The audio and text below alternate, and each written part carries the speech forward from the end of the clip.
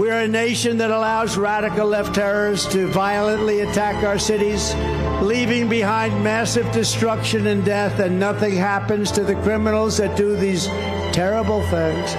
There is no punishment, but when people who love our country protest on January 6th in Washington, they become hostages of our country, unfairly imprisoned for very long periods of time.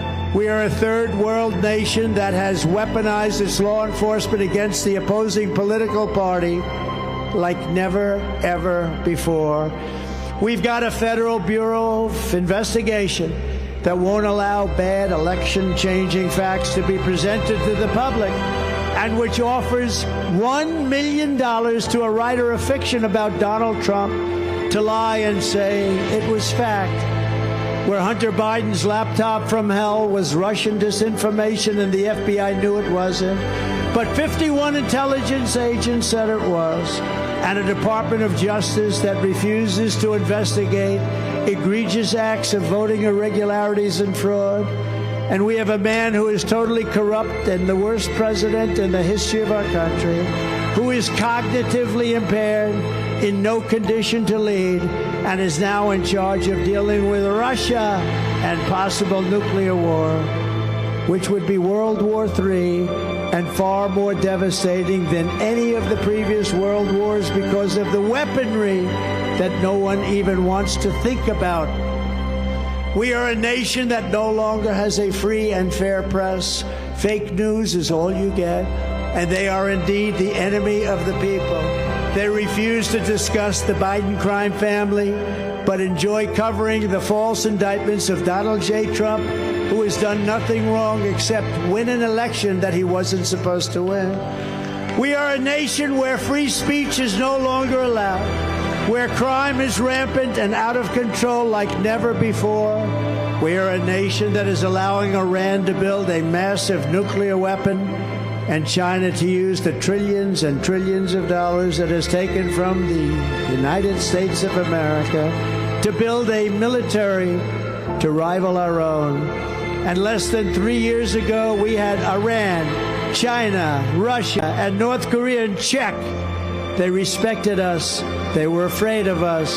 They weren't going to do a thing against us, and everyone knows it. And now Russia and China are holding summits to carve up the world.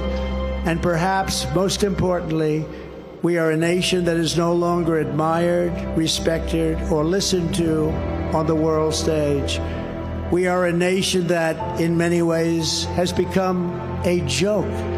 And we are a nation that is hostile to liberty, freedom, faith, and even to God. We are a nation whose economy is collapsing into a cesspool of ruin, whose supply chain is broken, whose stores are not stocked, whose deliveries are not coming, and whose educational system is ranked at the very bottom of every single list.